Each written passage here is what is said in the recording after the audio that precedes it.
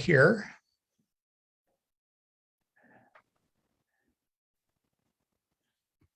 Hold on, taking a minute. Sorry. Okay. Mayor, do you know if Director Liniszewski will be joining us for this portion? I know that that is definitely the intent, but He's on now. He just got here. okay, there you go. There he goes. Welcome, Steve. I don't even know if he's gotten a lunch break today, so All right, I will start recording.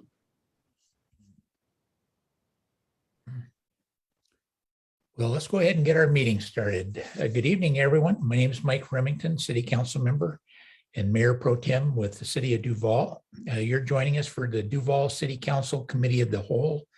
Today is Tuesday, September 21st, 2021, and it's now 5:32 p.m. With that, we'll officially call our meeting to order. This evening, we have three items: our good of the order, our wastewater treatment plant update, and interim committee procedures report.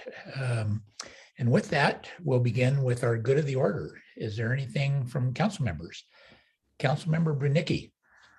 Yeah, I just wanted to let you all know that the Walk the Planks event is going to happen this coming Saturday on the 25th, and it's from 1 to 6. And this is a long time coming, working on the planks that are going to go up, or I guess are they up already? And the artists will be up there, and it should be a fun day if you want to go and hear about how those artists created their vision on those planks. So it'll be happening. I think there's supposed to be some other events happening as well. Well, Diane, thank you. So just for our citizens, the Walk the Plank, the planks that Diane's sharing are the wooden planks on our light poles on Main Street. They've been up for many, many years, and it was approved to have those replaced. And so it's an important part of our town. And I just encourage everyone to come out and be able to both view them and be part of those festivities. Councilmember Hoag. Sorry about that. So can I ask Diane a question about this?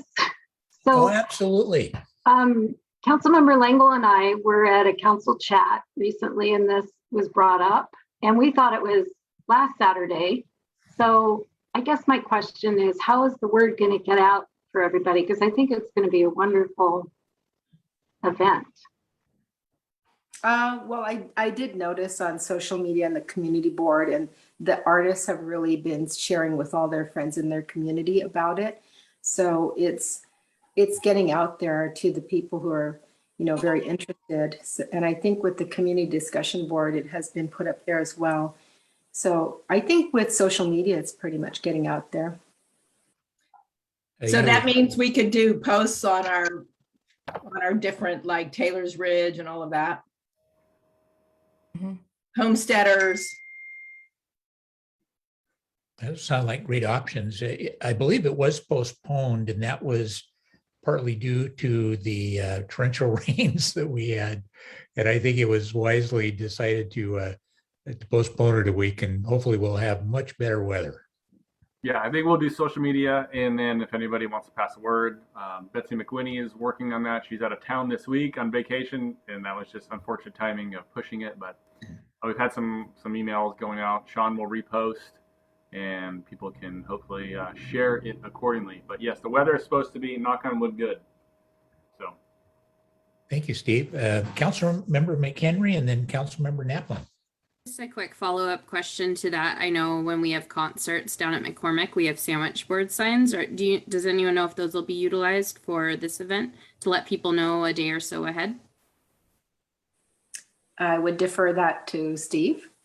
Or I'll just throw it out there to think about, I guess. I know time might be a factor. I haven't seen signs, but I'll double check. Thanks. Thank you. Councilmember Naplin. Yeah, I just wanted to give a reminder for the SVGA meeting tomorrow night. It starts at 6:30 as the social portion, and then at 7 o'clock the meeting begins. And we have all of our state legislators coming. We're going to go over the priorities that we've set, where they're at with them. We can ask questions.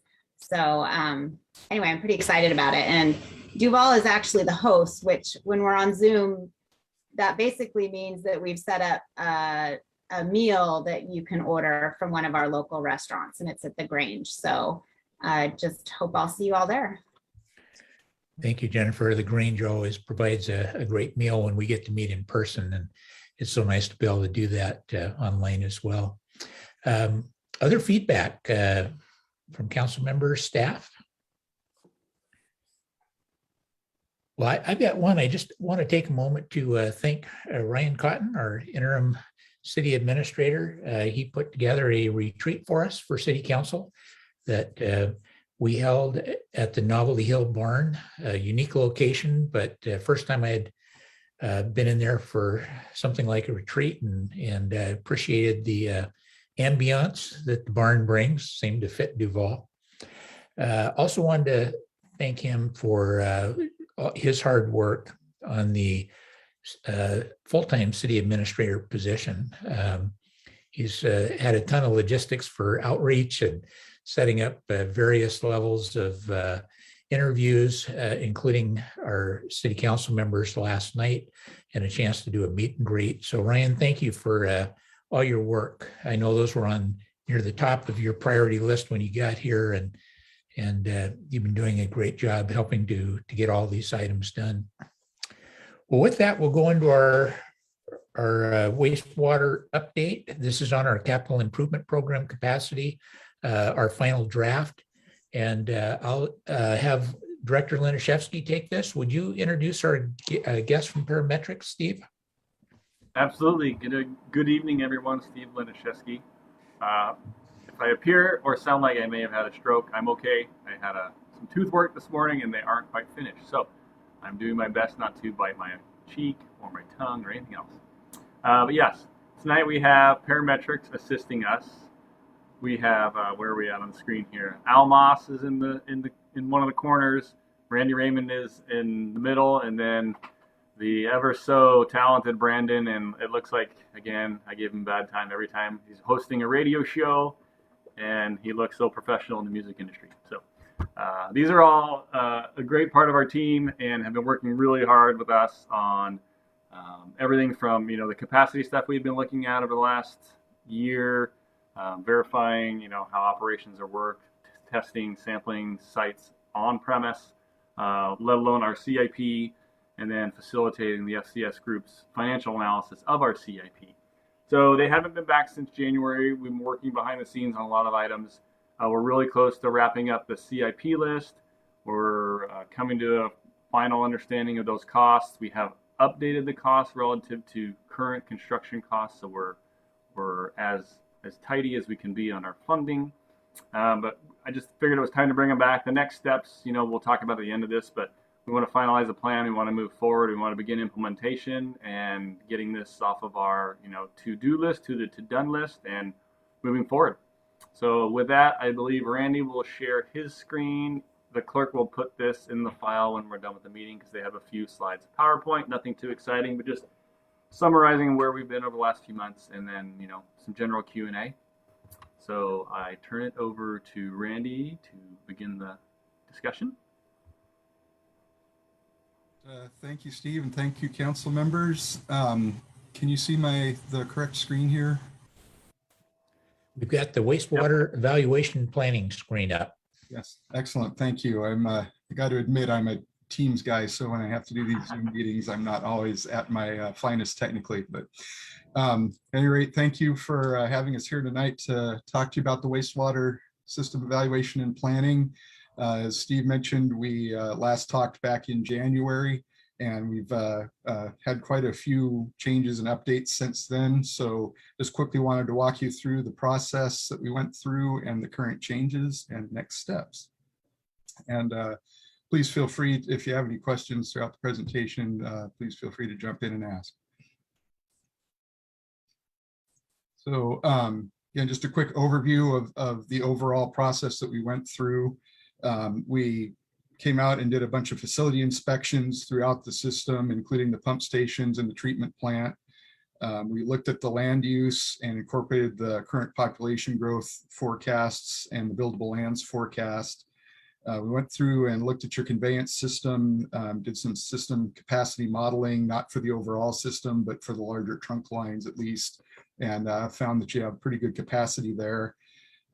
Based on those first 3 tasks, we went through and we summarized what was lacking and put together the projects and the programs necessary to fix that. And we also put together cost estimates for that work.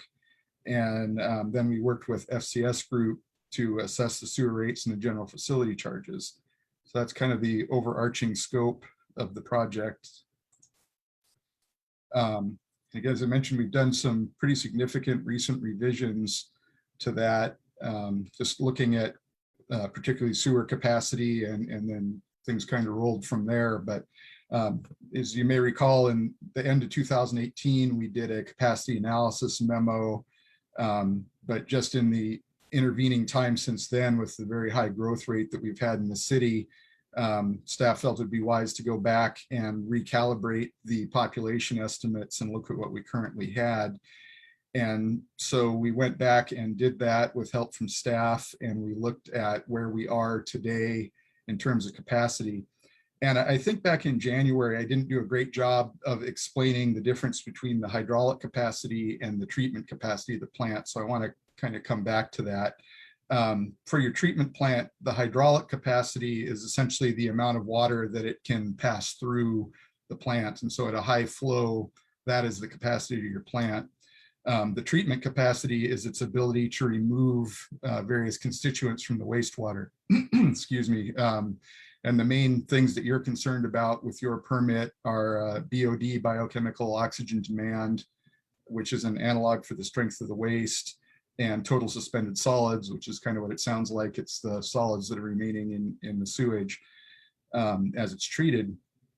And there's some confusion, I think, that arose back in January where, hey, our plant has 1.3 million gallons per day of hydraulic capacity, but we're only passing lower amounts at certain times. And so how are you telling us that the plant is reaching its capacity? And so the key takeaway here is that the limiting factor is the treatment capacity, and specifically the BOD treatment capacity is what is currently limiting your treatment plant.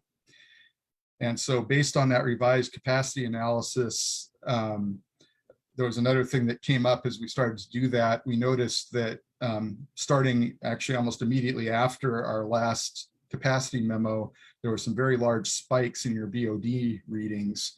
And they didn't really correlate with anything that it would make sense for them to correlate with. So we did a fair amount of investigation there, worked with city staff again to try and identify what point sources may be and what might be causing those unusual spikes in BOD, because if those had been real, you would have had a very serious capacity problem. And so we dug into that. We looked pretty closely, and what we learned was that the sampling location for BOD at the plant had been relocated right at the time that those spikes started occurring.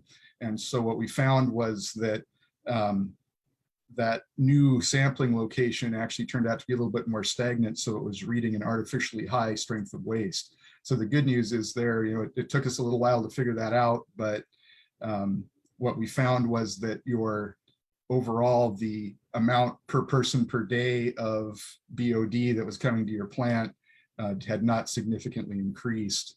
And so the capacity was closer to where we thought it was, and we were able to continue our analysis using essentially the same assumptions that we used in the previous analysis.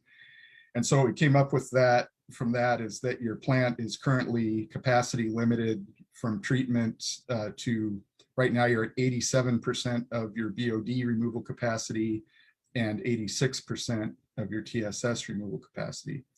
And those are important numbers because your current operating permit requires you to start planning for upgrades when you reach 85% capacity on any of those parameters. And what the permit specifically says is if you do that, if you hit 85% for 3 months in a row on any of those parameters, then it's time to start planning.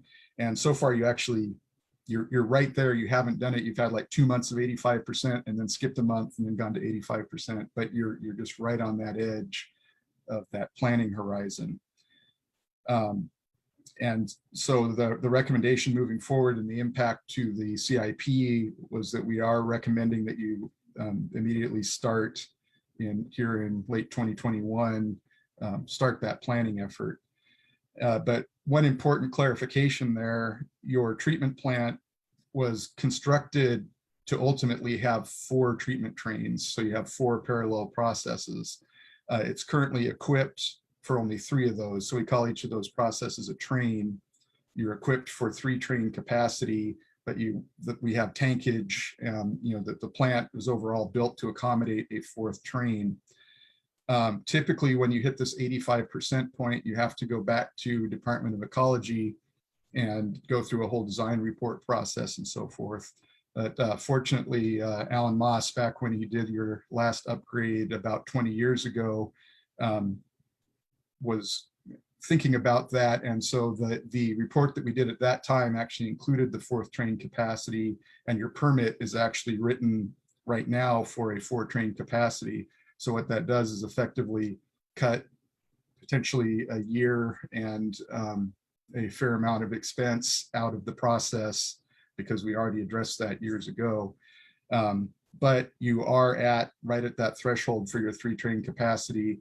So it is time to start moving forward with that capacity analysis, or for the increased capacity. And I'll stop there for a moment in case anybody has any questions they want to ask about that. I know that was a lot. Any questions? Councilmember Lingle.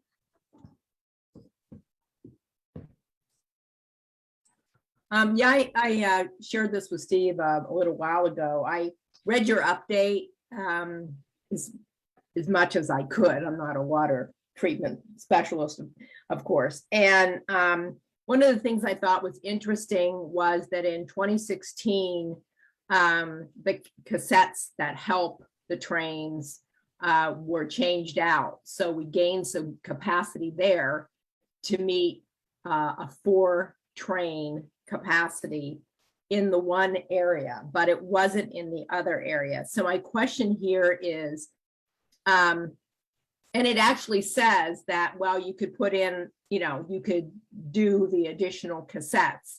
So my question is, if in the planning process for this, will we be considering doing that step as well as the other capacity increases? And so that's sort of a 2-part answer. I'll say the changing of the cassettes improved your hydraulic capacity. Right. But the key factor in being able to treat the limiting factor in the BOD is how much aeration that you can provide. And the trains where we changed out the membranes already have the maximum amount of aeration that can be installed there. So we would still need to do the 4th train to add that aeration capacity. But we would certainly look, as at the same time as we're doing that, we would look at that and see, if there is an advantage to adding an additional cassette at the same time. That increases your hydraulic capacity. So when you have, very large rain events, a lot, snow melt. I know this last winter there were some very high flows. That might help you to treat that, but it doesn't day-to-day help you to meet your BOD limit that we're bumping up against.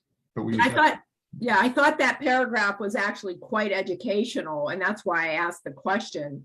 So then when you do this planning, you'll consider that not as a replacement for the 4th train getting operable, but we would be able to see that as, I don't know, I want to say an option or an ad or something like that. We would be able to see the whole picture of both of those steps. Is that right then? Certainly we could look at that, yes. And if there was an advantage to doing that, then we would recommend that you do so. Yeah, thank you. Councilmember Naplin. Thank you for distinguishing the flow versus the actual, I guess, contaminants being removed and those limitations. So in the winter time, as you just mentioned, we get huge flows. And last year, there was even a call out to the community to stop flushing the toilets so much because we were in such a situation. So those 86 and 87% levels that we've seen 2 months in a row, then skip a month, and then again, do you anticipate those numbers going up at all when we have the high flow numbers in the winter, or do those numbers stay consistent? Those numbers stay fairly consistent. There is some seasonal variation, but it's not related to like a high infiltration and inflow, which is the large flow that you get from rain or snow events. Alan, I don't know if you can address that better than I can, but in a lot of respects, you're actually diluting some of the kind of baseline amount of BOD that you have stays relatively the same, but you're forcing more water into the system, and so you're actually diluting it a little bit more. But day to day, the pounds of BOD, which is what your permit is based on, stays pretty much the same, if that makes sense. Okay, so you aren't anticipating that we're going to this winter have more of those necessarily where we need to be careful? Yeah, I would not anticipate that. Again, the hydraulic versus the treatment capacity for BOD, the BOD would stay relatively consistent. Okay, thanks. Just to add in, there's a number of different factors that we design around. The condition that happened that you're talking about is more like a peak day or a peak hour flow. And we have to make sure the equipment can handle that. And then we also have to look at the more 30-day average flow and load. And we also use those numbers. So there's several different factors that we use to design the plant. It isn't just that peak flow. There's other things we look at. Thank you, Alan. Randy, thanks. I don't see any other questions, so you can continue. All right, thank you. So yeah, based on that revised capacity analysis, we did make a few changes to the CIP list. One was, as I already mentioned, that we recommended advancing that capacity design project to essentially start now. And the other thing we did was looking at the ultimate build out population of the city with the 4 train capacity. You will meet that build out somewhere in the 2039, 2041 timeframe, somewhere around 20 years out.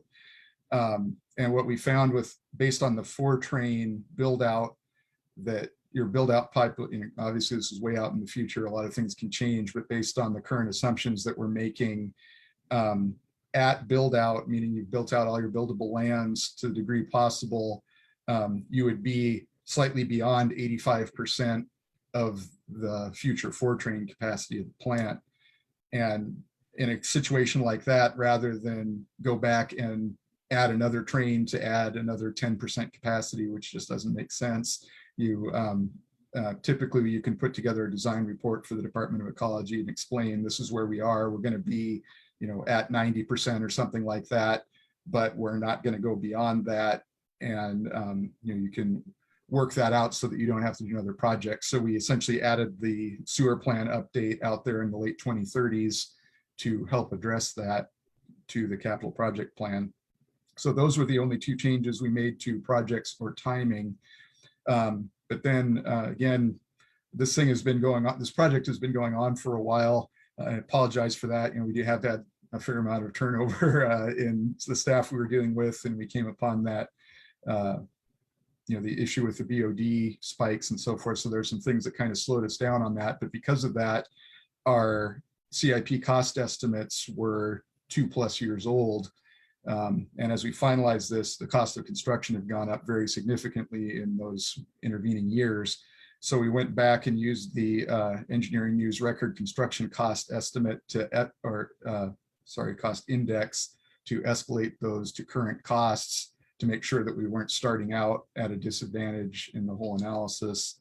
And that was approximately a 12% increase across the board in the construction projects. We didn't change the planning projects, but in the construction projects, we increased about 12%. And so those changes to the projects and those changes to the costs in turn made it so FCS Group needed to revise their financial analysis to make sure that we were accounting for all that. So we asked them to go back and do that. And they came back. The rate study recommendations remained the same, essentially that at a minimum, you want to be increasing rates 2% per year starting in 2022.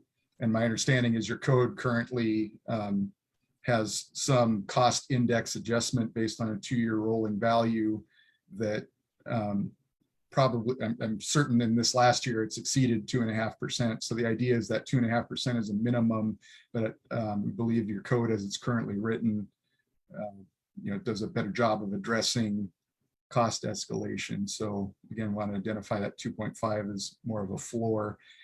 And then the other thing that changed was the general facility charge. And the original recommendation was $14,846 per ERU as a maximum. And when we went back with city staff and looked at it turned out that our starting population that we started the analysis with was a little high when we actually got census numbers in and were able to true that up with permitting and so forth.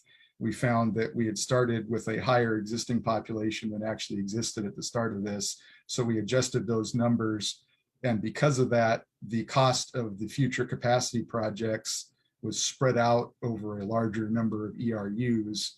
And the result is that the overall cost of the projects went up slightly, but we're spreading them out over more people or more ERUs. So the recommendation was to reduce that recommended GFC from $14,846 to $14,087 per ERU. And currently your fairly recently adopted ERU is $11,953. So at council's desire, there is some capacity there to gain some additional funding through the ERUs. Randy, Mike Remington, we use a lot of acronyms, and I'm afraid sometimes while they mean something to us, it may not to our citizens. So when we're talking about a maximum GFC and per ERU, really what we're talking about, and help me if I don't explain this very well, but my understanding is what we're talking about is new construction. They're getting to hook up to existing infrastructure that they haven't paid for. So we actually have a fee that we charge, and that fee depends on several factors, but basically it just allows developers to help pay into the system for the, in this case, the wastewater lines that are in the ground and plant improvements and other things.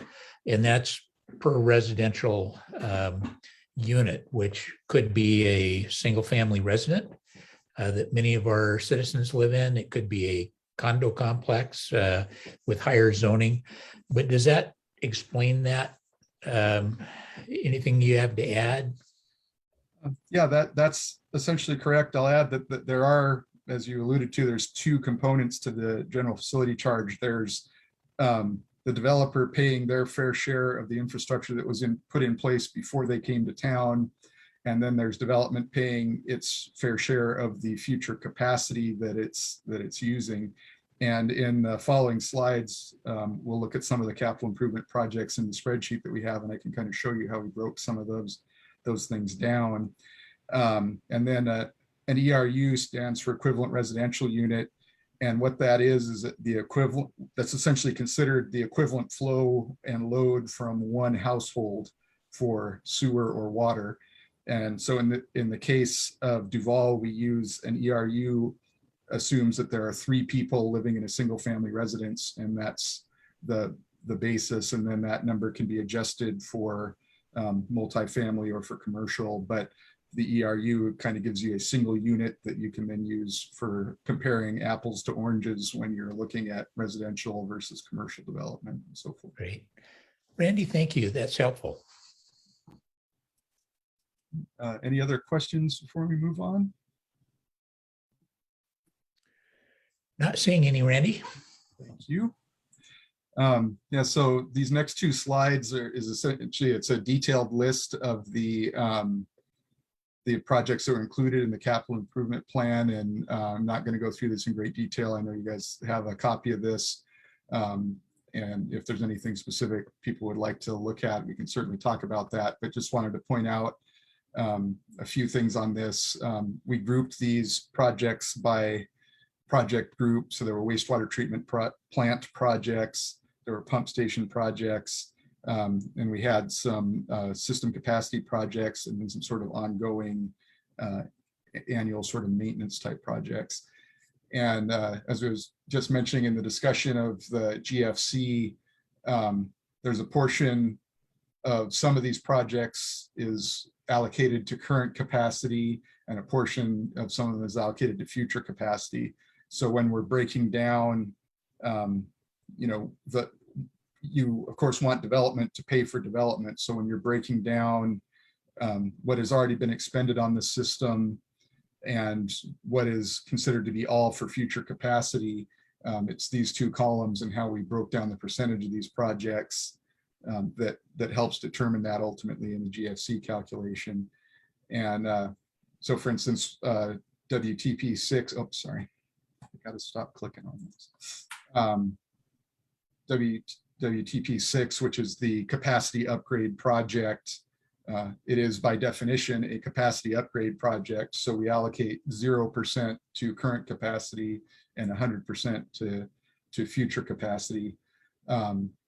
And then another example, we have a project here where you're looking at the existing generator at the treatment plant that's been there for many years. We allocate 100% of that to current capacity and 0% to future capacity because you're dealing with an existing component of the system that's serving the existing capacity.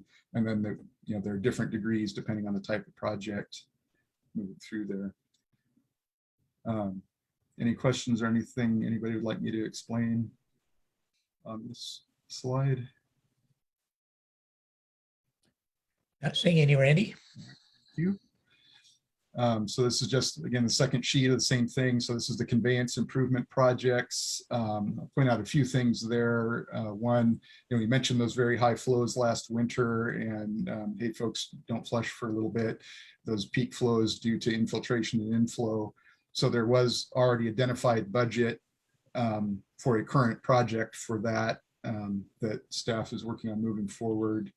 And then in terms of your overall conveyance system capacity, when we did the modeling of your trunk lines, we found that you really have very little concern about capacity in the future. The lines were well sized when they were originally built. So there's really only one project where we're potentially recommending an upsize to only a few runs of pipe, and otherwise you've got good capacity in your system. So that's a good thing. And then we have these citywide programs. And again, we have this infiltration and inflow program, which is essentially accumulating money on an annual basis to help deal with those high I&I flows, to do the studies and the projects that need to be done to address that. We have a collection system repair and replacement. Again, a lot of your system is was built in the 70s. It's old concrete pipe, and it does have a defined service life that you're getting close to in a lot of cases. So again, that's kind of accumulating money year on year, so you can put it together and every few years do a more significant replacement project where needed. And we've got a couple of future sewer plan updates, and then we just have a small annual amount related to building maintenance that isn't covered in any of these other projects. So those citywide programs are, again, just annual, setting money aside so that when projects come up, you've got the money to do them. And so the ultimate, when you add everything up together, see the total CIP for current capacity is about 2.3 million, and the total future capacity is about 9.9. And that fairly low current capacity number is a reflection that things have been pretty well cared for there. So. Hey, Randy, a quick question to ask you while the council is listening. So I think one of the positive benefits of being a small agency, right? We have sewer, water, street, storm, all of that stuff. But how important is the year of deployment when I ask? So if we're going to do a roadway project, let's say 2025, that you put on this list as available of 145th to maybe consider doing that in 2030, there's no harm in doing it ahead of time. And it's not that it's not fundable. You obviously have to watch your revenues and expenditures relative to what you have available, but there's nothing that says you can't do that to try to take advantage of an already existing construction activity. That's Yes, fair. certainly. Yeah, it's, I'm always a big proponent. Before I was a consultant, I was a city engineer in another jurisdiction, and if we were going to do the sewer, we were going to do the street on top of it, or if we were going to do the street, we were going to make sure we did the utilities underneath it, because the last thing you want to do from an expenditure and just the optics of it is, go build a nice new street and then tear it up to do whatever's under it. So it's always a good idea to, look at that holistic picture and tie those together where it makes sense. Thank you, sir. Any other questions on this slide? Questions, council? Randy, I have one. You mentioned the I&I, one of those being infiltration. That's basically a separation or break in a pipe underground where we have groundwater coming into the pipe and it's going down to the treatment plant and we have to treat it. Is that correct? Yeah, infiltration is typically it's groundwater infiltrating into the system. And as I mentioned, a lot of your pipe infrastructure was built back in the 70s using concrete pipe. And the sections of concrete pipe are shorter, so you have more joints, and the joints they made then are not as good as they are now. So you do tend to have more infiltration in those older concrete pipes. And of course, concrete is not entirely impermeable to water either. So, the older concrete pipes can create a lot of infiltration. I bring it up here because it is a budget item we've looked at in the past and likely will look at in the future as part of a CIP where we're doing that slip lining where we put a new pipe through the center and try to do away with some of that infiltration. And I know there's testing out there. Is there a percent, kind of a typical percent you consider of infiltration in a system? It really honestly varies very widely on the size of the system and the age and condition of the pipe. In a newer system that has all PVC pipe, you typically have a pretty low number. The statewide average that they like you to use, if you, absent any information, you look at 1,100 gallons per acre day as an average that you use for sizing treatment facilities and conveyance facilities. And that I would call that maybe on the low end of average in the Puget Sound area.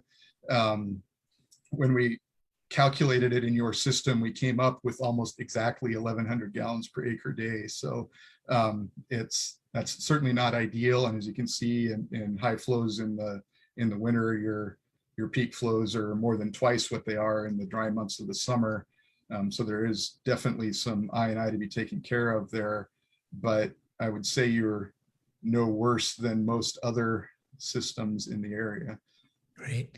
Randy, thanks. Again, that was mostly for us as council to have better understanding, because we'll see that in the future on budget proposals as well. And it'll give us a better understanding of the importance of being able to move forward with projects to eliminate that water coming in that we then have to treat and otherwise wouldn't. Well, thank you, Randy. Right. So last slide, just laying out the next steps moving forward. Staff right now is doing their final review of our CIP document and the FCS group financial analysis. And once we receive all their comments, we'll incorporate those and finalize that CIP document. And that CIP document, when it's complete, it will include the capacity analysis, the modeling, the FCS group, financial analysis. It'll all essentially be in one document so that you have one place to go look when you have questions about the sewer system and the budget and so forth. Once we complete that document, staff will be asking you to formally adopt the CIP plan. And that is not required to have a public hearing, but if council desired, that's certainly something you guys could do. And then the FCS group analysis does have some specific recommendations on policies for operating capital and debt reserves and for rate funded system investment. And so there'd be an ask there to adopt those policies. And then there's the rate recommendations, as we mentioned, and the general facility charge. And so a fair number of small pieces that will be coming back to you from staff. And with that, happy to answer any other questions you might have. Council questions? Councilmember Naplin. Yeah, I was looking a little bit closer at the rate study, and I was looking at the timing of capital projects, and it looks on average, there's, maybe $500,000 of capital projects a year that might be subject to the ratepayers. So operations maintenance type capital repairs or replacements. And what I'm seeing towards the end of the period, that it's the fund balance reserve is growing to almost $8 million. And so it makes me wonder, is there some type of a project that we're needing to save up for at the end of 2030 that we would need to have our rates set at such a high amount that we're gaining well over $1 million a year in fund balance? I'll start out by saying I am by no means the financial expert here and didn't participate in that analysis. I believe there is a policy there recommending a certain amount of investment each year or a reserve there. But in terms of, I'm not aware of a specific project that's out there in the future that would do that. And I think I'd need to defer to FCS Group on any, on what is driving that exactly. Okay, because on their policy that they recommended holding 2% of the value, and that was, they said $600,000 to hold in reserve. And so it was very puzzling to me that we were raising our rates 2.5% every year. And it created such a huge excess that by the end of the 10-year period, we built up almost $8 million with what I don't see any projects on your list that we need to do. So I'm just trying to understand why we would be raising our rates when it looks like it would cause tremendous surplus. So, Steve, is that something, Director Laniszewski, something that you can follow up for us to help get the answer to?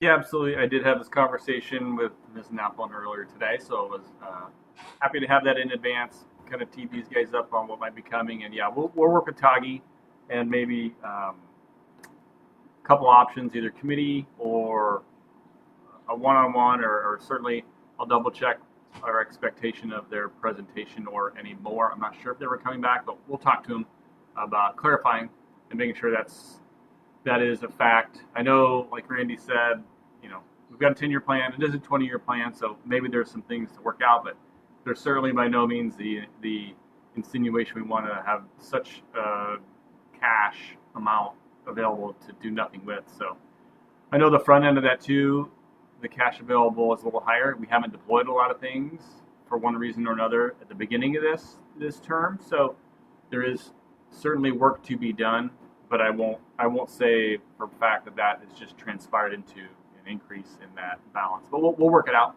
with consultants to get some answers. It's a great question. Thank you, Steve. Yeah. If you could get that to all council members, that would be helpful.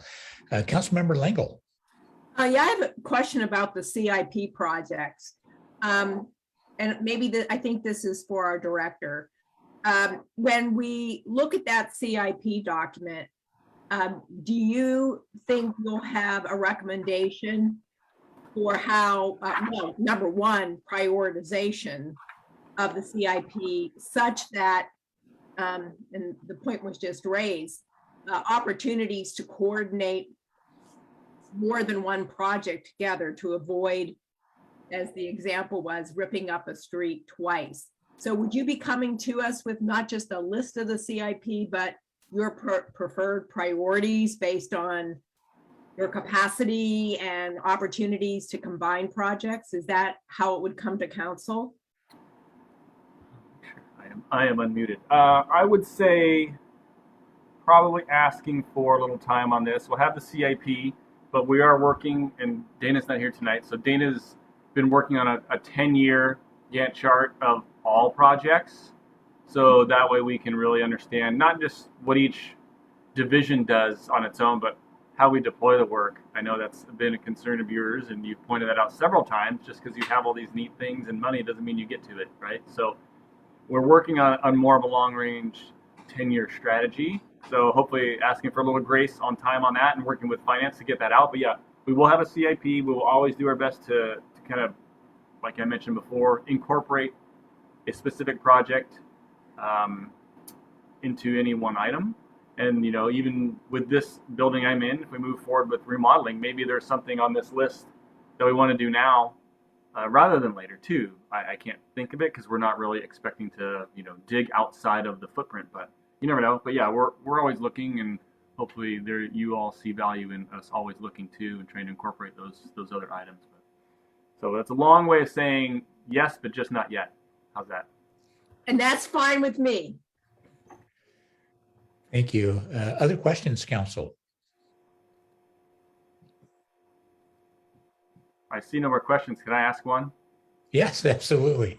Totally off topic. Just want to make sure Miss Naplin's husband has seen that sweatshirt. Oh, Fantastic. I do it to antagonize him. It's very fun. I love it. Thank you. That is all. thank you, Steve. Well, I don't see any more questions. Randy and Brandon and Alan, I want to thank you not just for bringing this forward and helping work so closely with our staff on this project, but you've been with us for many years. You've really gotten to know our system. I think that has streamlined a lot of things. I think it's helped reduce costs. It's nice to have folks who know your system well. There aren't many companies that do this in the industry. I think you've served us very well, and I just want to thank you for both your long-term service to City of Duval, as well as helping us with our capital improvement program, especially on this fourth train.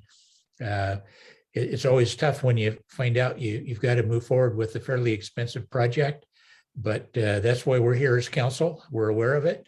We know that we need to look at taking action sooner than later. And so we've got that in our hands now, and hopefully we can make a decision on it. So thank you. Thank you very much. Appreciate the kind words, and we're honored to be able to continue serving you. Great. Well, I always invite folks that are visiting to stay if you want to listen to the rest of council business on council procedures. But I also understand if you've had a long day and need to get to your family. So thank you, and take care. Have a good night. Thank you very much. I'm actually off to a planning commission meeting in another jurisdiction. Good luck, Randy. Thank you. Well, we'll Thank move you. on to our next item, which is our interim committee procedures. That's with Councilmember Amy McHenry and Councilmember Dorothy Langle. We had a chance to take a sneak peek at this, and there were some red line examples we had of language changes. So we'll turn it over to you and look forward to it.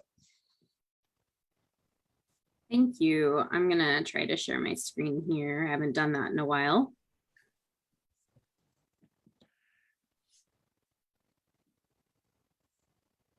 All right. Let's see if it's all right. Everyone see that okay? Yes. Okay.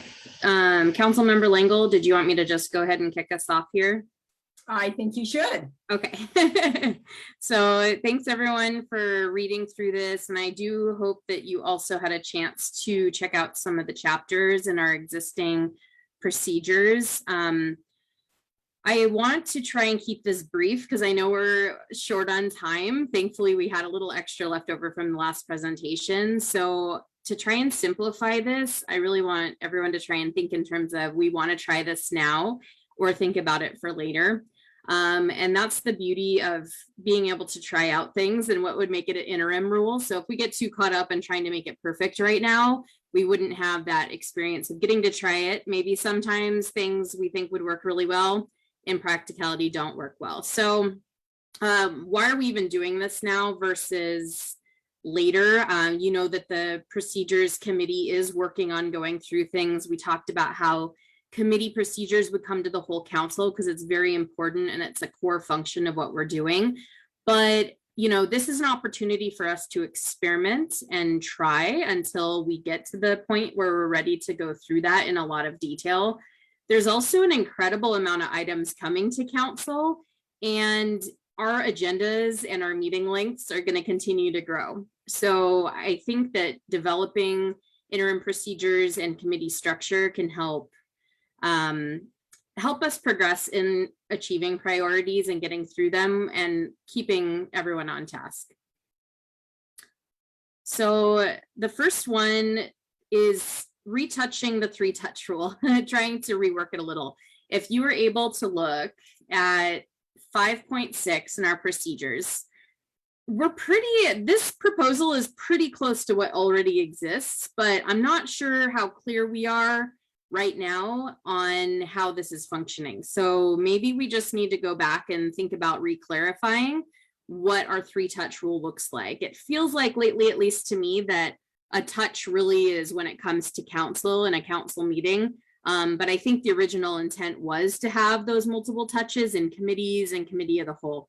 So proposing that we really refocus and say that a first touch would occur in a committee. Now, there might be multiple meetings about that topic within a committee, but it really shouldn't count as more than one touch. A second touch would occur in the committee of the whole. And that's a really important touch because it allows the entire council to weigh in. I think at least in the committees I've seen, and I'm sure the others, we always recognize that we're 2 or 3 council members of a body of 7. So it's important to remember. This would give us, the council, an opportunity to discuss it and give direction. So for example, the committee or the council might decide to keep that item in the committee of the whole from then on forward so we could have more discussion. They might decide that it needs to go to another committee. And I don't know, and this is something that we should talk to legal about because I want to make sure we're not breaking any rules for, you know, Open Public Meetings Act or having multiple meetings about it without it being the whole council in a meeting. So I do just want to touch with our attorney on this and make sure what is allowed and what not. So for example, you might have a project where maybe the Public Works Committee has worked through the merits of the project, but now we also want to work a little more on the financial side. So should it go to the Finance Committee? There might be some parameters that we could develop around that as well. Anyways, so the point of the second touch, it really being the most important, is where the entire council weighs in to determine where does it go from here? Does it go back to a committee? Does it continue in Cal, or are we done with it and it can now move to a council meeting? The third touch would be the council meeting. So by the time an item gets to the council meeting, really all outstanding council questions should have been answered. Any information, requests, all of that should be fulfilled. And I think that looking at the 3-touch rule in this way could really streamline the actual council meeting and keep a bulk of that discussion and work in the committee meetings. There's one more slide on this, so don't worry, I'm not moving on. You know, currently pros and cons of the 3-touch rule. If we're only counting it as a touch when it comes to a council meeting, you know, it could take a month and a half or longer to move something through. Of course, we can always suspend our rules. But we've been doing that a lot. So do we need to reevaluate how we're currently going about this? So depending on the timing of when a committee meeting lines up with the COW meeting, lines up with the council meeting, and how we want to structure this, there's a possibility we could move things very quickly and give it 3 touches. So I'll stop there and open it up to, you know, would we like to try it, change what was said, or would we like to think about it for later? And if you want me to go back to the first slide, I can. Councilmember Branicki. I just thought that was great, Councilmember McHenry, presentation of that. I was just thinking maybe to give a little bit of background that it was actually when Mayor Ackerlander was a council member who brought the 3-touch rule forward, because way back when we had some issues with things coming forward having not been vetted through the council properly. So we did a really good job of now vetting it through council. And I think this new idea of, rethinking, because we have a lot of things that have come through that, how we touch this information, we do want to streamline some things so that they don't take a long time. And I've already seen in public safety, for example, how we have pushed certain things through committee to the council and have been able to get certain things done in a very timely manner. So I think this is kind of a good conversation to discuss this. Councilmember Lingle, and then Councilmember Naplin. I think the step of initially assigning an item to a committee is very important, and then coming back to council of the whole to get direction when they reach a point where they feel like they've vetted it. There's a difficulty. I mean, actually the wastewater treatment facility is a perfect example, because taking on debt is actually a responsibility of the finance committee. So where we've got to develop some clarity, and all items wouldn't split this way to finance. I mean, if something was already budgeted and approved by council, finance doesn't need to look at it. But when you have items that are expanding in scope and require additional funds, that needs to be looked at in the context in some deliberation, how that's impacting the budget. And that's an example of where finance should be looking at additional funding of a project or staffing or whatever to see the budget implications. So I don't think that in that example, finance would redeliberate the recommendation of the other committee. It's more just looking at the additional expenditure in the context of the whole. And certainly debt is something a finance committee should look at because it has all these implications, bonds, rates, all money related. But how do you divvy that up? And, is it practical to ask the committee of the whole to dig into that many details? Maybe. I mean, I think that's up to the cow, right? But if you want to assign something to any committee, it could be, a public works project that has a public safety implication. For example, Main Street and whether or not the turn lanes to go up towards Valley has been in the plan. That's an example that's not money related, but would have a component where public safety should look at it for that specific turn, and then public works looks at it for the entire project. So how the cow functions in giving committees direction is super important. And, it wouldn't be right for finance just to chime in, or public safety just to chime in without cow direction.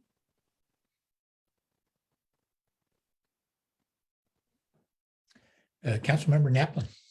Yeah, great presentation. I love the way you brought this forward where, we can decide to try things out. My one feedback on this item would be when it does come to the cow, my preference to make it productive so we would know whether or not it's ready to move to a council meeting for decision is that the materials be provided ahead of time. It often seems like perhaps the cow is used to introduce something. So we don't necessarily get materials, then we get a presentation. We're kind of first seeing it. We're trying to read the presentation, but it doesn't necessarily have all the details. And we certainly often don't get things in detail ahead of time to be able to know if we have questions. It's more of an introductory meeting where we kind of get to know what's being proposed. So I would say if we want to consider the cow is that second touch before we expect it to go to council without any further questions, we would need materials ahead of time. And just as I don't want to pick on anyone or anything, but just what we had on the agenda before this, there weren't any materials. And I think we were just going to get a presentation, or maybe it just got missed, but we ended up getting the draft plan and the draft rate study midday yesterday. And I was like frantically trying to get through the materials. And I honestly didn't make it through the entire document. And so if this was my chance to ask questions and get answers, certainly I didn't have enough time to get my questions in time for answers to be provided during this meeting. And so I think we would need to set it up to ensure that there was adequate time to understand the issue and read through materials before saying this is your last chance to ask questions.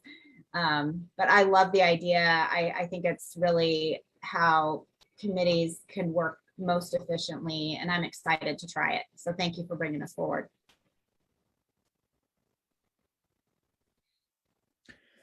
Other comments, Council? Councilmember Hope. That was a great presentation, Councilmember McHenry. I think for it to work, I do agree that we need to have more discussion time at the CAL meetings for it to feel like we could potentially go to a council meeting and approve something without further discussion. So I'm hoping that our committee of the whole meetings can potentially work that way, where we can have more discussion time for council. But I think this is a great idea. So yeah, hopefully we can try it out. I like that. Thanks. Other council members, comments from staff? Amy, I'll make one or a couple comments. One on the OPM rule. I think we're well within the guidelines because our committees are generally open. They're open to the public and they're recorded. So all of our business is conducted openly. So I think we're okay, although I don't have any issue with asking the attorney to make sure. The second is on the second touch at CAL. There are times when we have an item on the CAL, but the CAL is getting really full, and I can tell there's one that council really wants to talk about. So I just asked the mayor, said, can we just kick it to council? And it becomes, our de facto discussion at the CAL. And I don't know if it would, or if council would agree if we put our second touch is at the CAL or council at the direction or discretion of the mayor pro tem, just so that we have some flexibility. So we don't, I suppose the negative part would be, I can't get it in the CAL, so I just kick it 2 more weeks and it just prolongs things. So just something to consider, that second touch may take place in either location, and that gives the mayor pro tem some flexibility.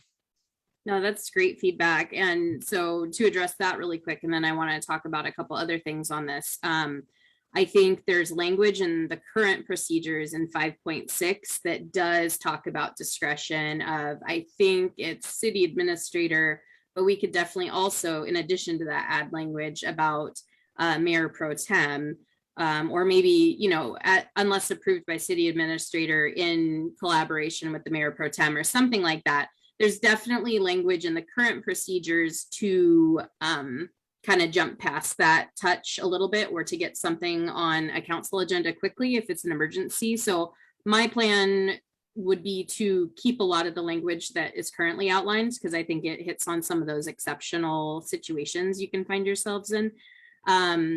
Yeah, and then I had something else, but Mayor, did you want to speak to something? I don't want it to off flow. Yeah, thank you. So first of all, I think you guys are moving in the right direction for, making sure that there's adequate touches and transparency in the process. But I will say something that I would really highly recommend because of the amount of discussion that's needed on every item, or not every item, but many of the items that come through committee and then committee of the whole to the council. And that is, the original intent of the committee of the whole was to have those in-depth conversations during the, I think now 8 years or 10 years this has been in place. their committee of the whole has never been more than an hour and a half. Part of the intent was to have a subject per week. And I really believe that if there is needing additional conversation at committee of the whole, that the best thing that council can do is agree to hold a meeting on the off weeks when council is not in place, perhaps at a different time, and focus on specific subject areas for those deep dive conversations, because otherwise, this is going to continue to be an issue unless that issue of time is addressed in the time that you guys sit down and have your committee of the whole meetings. So, I think that that's a really important thing for the group to consider. And I think there's also ways to do it that are very much like a regular committee meeting, which, historically committee of the whole, that was the concept I brought forward. It was supposed to be, the whole idea of committee of the whole was to be subject specific. So example for maybe having public works and public safety at one meeting, land use and finance at another, and what have you. But the intent was also to be able to have those, the goal was to have a lot of those meetings on the off weeks. And that not every council member would be required to attend, that if you can't attend, it's okay. Now that you have committees, it's even more okay. And making sure that that time is there to have those discussions. The theme that I've heard since this was implemented and when I was on council, I definitely worked really hard to try and get folks to move this direction as well, is that if you're going to have long conversations, you need more meetings. And those meetings shouldn't hinder time sensitive things that need to get done by staff, because there are plenty of time sensitive things. And those interim meetings should not necessarily require all staff. It should be specific to the subjects. But if there's more, the common theme is always more time to discuss. And so if the goal, part of that goal is to get those council meetings shorter, I think you really need to seriously evaluate having another committee of the whole in the off weeks, even if it's not at the same time. Because otherwise, I think no matter what rule change you're going to make, it's going to continue to come back to those challenges of time and having people feeling like they have enough time to ask questions and discuss amongst yourselves and those types of things.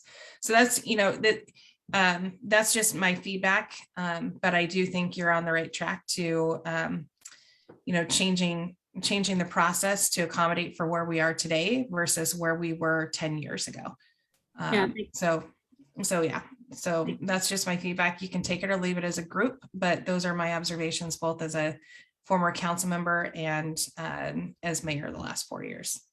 Thanks, Mayor. I think the historical, how this all started is really helpful as we consider how we want to do things going forward. So, that feedback's all really helpful. And one other thing to address something Mayor Pro Tem said was, I think that, if we develop, these will be interim and we can experiment with it and change it or tweak it as needed before we even decide to make it interim. So what I'm getting a sense of from everyone is this is something we want to try, but maybe not quite, add a few little tweaks in this. And I think as we go through these, that'll probably be the theme. And maybe Councilmember Langle and I can come back with a slight update and work through things. And Councilmember Napoli, I just wanted to address your feedback, which was super valuable. In fact, I didn't make a slide, but it has its own bullet point in my outline. So just in general, because I think that really interconnects. Preparation of committee meeting materials is so essential, not only to the committee of the whole, but to the individual committees. So I think that falls in line with my next slide, but I see interim city administrator with his hand up. I'll wait until your next slide. Thank you. Okay. Jump in anytime though. Oh, go ahead, Mayor Pro Tem. I had commented about having Mayor Pro Tem be able to move things to the city council meeting, but I'm fine if it's the city administrator. I have great confidence that a new city administrator will open really close communication with council members, be working closely with committees. That position is what I would call more stable in terms of it's usually long-term, where Mayor Pro Tem can rotate and does So I'm fine if we wanted to leave it with the city administrator as well.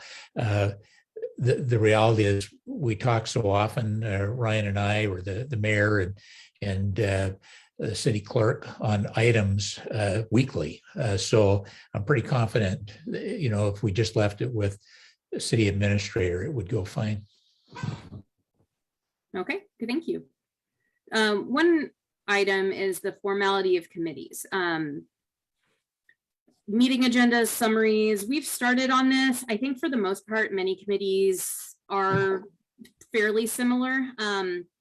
But maybe we just need to recheck and make sure that we're having the same format for recording and summary notes, and also just in how it's run. So I'm not sure how everyone else's committees are going, but the group elects a chair, and then the chair would be the one that calls the meeting to order, runs the meeting. Of course, they would announce agenda items before turning it over to the staff member who's giving the presentation. Committee members should wait to be recognized by the chair before commenting or asking questions.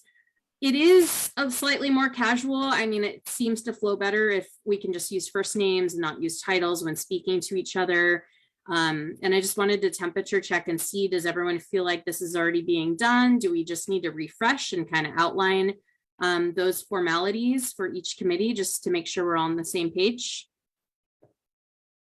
Does anyone have any opinions on that? Councilmember Langell? Yeah, I just wanted to add something to that. One of the things that is we're experiencing in the land use committee is we put things in our parking lot that are really policy related and therefore super important to get to council for these bigger discussions. But we get sort of sideswiped by things the county does or the state does that end up just taking all the time because there's we're supposed to comment on it. So I think one of the things we have to think about with committees is making sure that the policy items, as opposed to, the details, if we focus on policy and budget, which is really the responsibility of council, then the items that come to committee may start to change. Now we're not quite there yet, so it's definitely in the conversation of would we like to try it and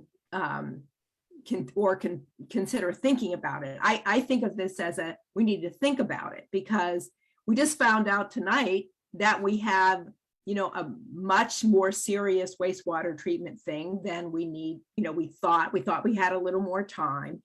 That interfaces with development. It interfaces with a bunch of other policies that we have. So to me, council really needs to focus on policies, and maybe some of the things we talk about in committee don't really have to be in committee, or they fall further down, or they simply are done by administration because they're not truly policy critical. Yeah, I think that could maybe, if it's okay if I respond really quick, I think that could fit in really well. The next subset or the next slide is agenda creation. And I think that would be a great, I'll make a note of that to add that to that discussion as well, because I think that how do we prioritize what gets brought up in each committee? And I think that'll tie in really nicely to something on the next slide. Is there a sense from everyone about the formality of how meetings are run, or does this seem pretty basic? And we can go to the next slide, maybe. Councilmember Naplin. I just wanted to say that I really like this, setting an expectation of how the meetings run. I fall into a bad habit of becoming less formal, and to have this expectation, I think would help the meetings run more smoothly. And so I appreciate you bringing this up.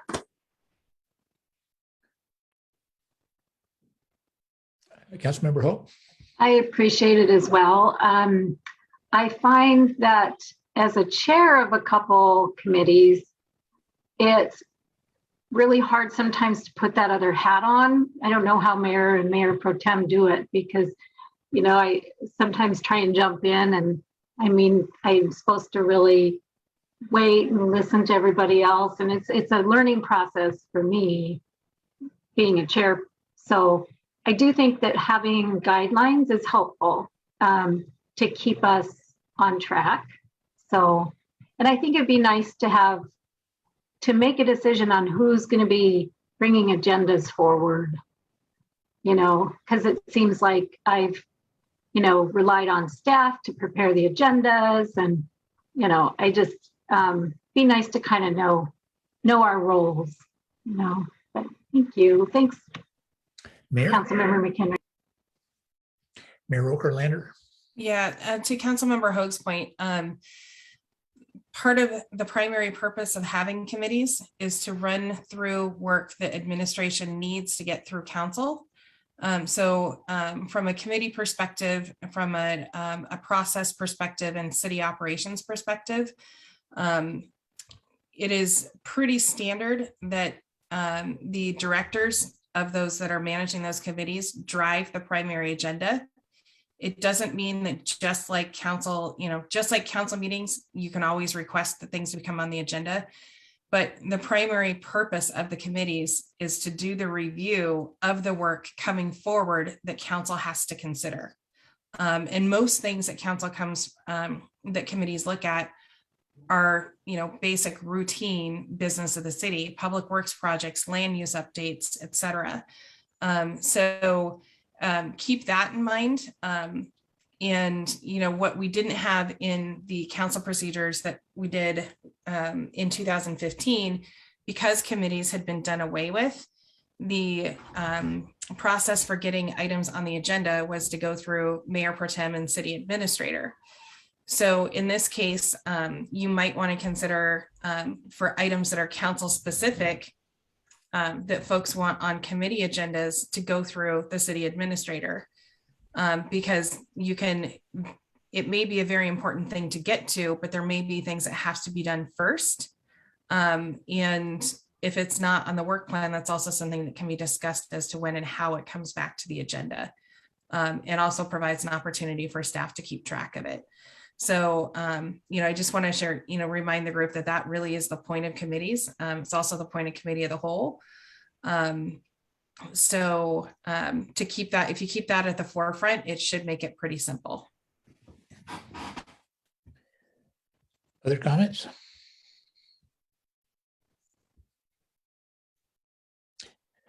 Councilmember McHenry, I don't see any other hands up. Okay. Was that the end? We have more No, votes? really quick, I just wanted to kind of summarize what I think for the formality or the process of how committees are run. I'm sensing everyone is on board with trying this, and maybe the next step is for Councilmember Langle and I to kind of come up with some sort of outline or guidelines for committees. And then I can take a hint. I think we want to talk about agendas, which is the next slide, which is good. We're keeping a good momentum here. So committee agenda creation, agendas are created by staff contributions, as well as sometimes council delegates work to a committee if we want to take a deep dive on something. Right now, we can all go into the OneDrive. We can all look up into individual committee folders and such. There was this idea, and I don't know what you guys think about it. That's what we're going to talk about, is what if staff or chairs would forward the agenda for an upcoming committee meeting to the mayor pro tem? And I say that certainly it could be the city administrator, but I want to be sensitive to workloads and things like that. So I felt like this is something a mayor pro tem could do, would be collect all those and send out a simple email to all of council. If there is a staff member who wants to do that, I have no issue with that whatsoever. I'm just trying to be sensitive to workloads. So just seemed like something the mayor pro tem could do. And that way it's just a report. So it's, council can very easily just skim and see a Cliff Notes version of what's going on in all the committees without having to go diving through all the OneDrive. It's certainly, I think it's a plausible way to accomplish staying more informed. It might be a little wonky at first to figure out, because obviously our committee meetings are at different times of the month and such. So I don't know if that would be a bi-monthly or a weekly thing. So we can talk about that, but it's simply just another tool of communication to keep people aware of what is being discussed in committees. So just wanted to open that up and say if that's something people are interested in or want to talk more about agenda creation or, think about it more for later. Well, I'll jump in and just say I'm more than happy to do that. I'm often aware of most agenda items, things that the city's working on. And I'd be happy to give it a try, see how it works. Most of us seem to appreciate getting a quick thing by email instead of having to go through the city system and try to dig something up. So when Jody sends us our council packet link, so nice just to click on it and boom, there it is. So I think we could do something similar and at least try it out. Councilmember Brunicki. So just so I understand what that looks like, because we have the report we get from public safety, for example, which is a pretty detailed one.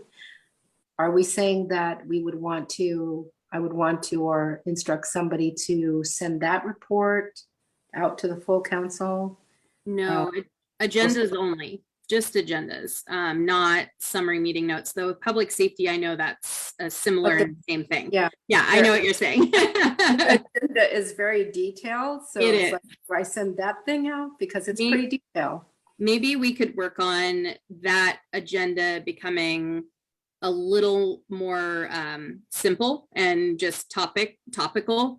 And then those details stay in a separate document that is the summary. The other committees I'm on have an agenda, which, looks very similar to the council agenda. And you wouldn't see all the details, all the bullet points. So we might need to splice that out potentially for that committee, because that is one committee I've seen that in. But yeah, the idea is just simple agendas. You see the topics, you have an idea of what's going on in the committees. And it does overtouch over a little bit with, our committee reports that we do in council meetings. But I just think it's an easy thing to forward agendas to one person who then emails everyone, and we all have an idea really easily of what's going on in each committee. Okay, so one other question then is, do we create, so in the past, when we would do reporting, I remember there was a certain format that staff would want me to type into. This is before we had our iPads and our Surfaces, which was hard because I'd have to go into a Microsoft program to do it. And so now my question is, do I do it in my iPad, let's say as an email format, and send it to somebody, and they then format it to send out to the council to put in the OneDrive, or how will that work? The agendas are usually in a Word document, and public safety is a little different than the other committees right now. So there is a template for note taking that the clerk had put out that other committees are using to insert notes into. Sometimes a staff member might preload the agenda items into that format. And then, as chair, I do this in Public Works, I'll add in my own little notes too, to make it more robust. So yeah, that might be a slight change, but no, the idea would just be you would receive that agenda, you would forward it to the mayor pro tem. The mayor pro tem collects them all and just puts them in one email out to the entire council. And I realize that might be a little clunky and maybe it doesn't work and maybe we don't do it. So I totally acknowledge that's a valid point if that's what you think too. I'm just trying to implement. Yeah. Let's take one more question. We're down to 6 minutes before council, and I want to give folks a few minutes break. And I think I saw one hand up. Councilmember Hoag, did I see that correctly? Well, I want to make sure that our interim city administrator can speak. He had something to say, so here we might go. wait. But Thank you. Mr. Cotton, you have the floor, sir. Thank you. I just want to say this is really great. I appreciate. I think the thrust is in all the right directions, especially the experimentation. Try it, feel it out, see what works. I do want to just emphasize something. Looking at the forest, I think the idea, of course, is to create better flow, better value, maybe shorter meetings, or at least greater satisfaction with the outcome. So, in doing that, I would urge you to not get too tied up with the details about who does what when. I like the idea of the recommendation of maybe considering committees making recommendations. What I see sometimes is staff is bringing forward the best information they possibly have and making a recommendation. And sometimes that recommendation, I think, is resisted for any number of reasons. So if the committees are there, I know now they don't make recommendations. And thank you, Councilmember Bernicki, you informed me of that in one of our meetings. You might want to consider that happening because it might make it easier on everyone going to the next step. The last 2 points I wanted to make is hopefully the consent agenda could also be made more robust. You know, you could look at things that don't need certain levels of attention, and that would add to the consent agenda, hopefully. And hopefully also the idea of having a committee, 2 committees looking at something, something like debt, as was mentioned, is clearly a big deal and needs lots of heads. My caution would be that we not try to duplicate what the finance director is paid to do. And the last thing is, as this gets more meat on the bones, I do like, Mayor Pro Tem, that you asked if staff had any input.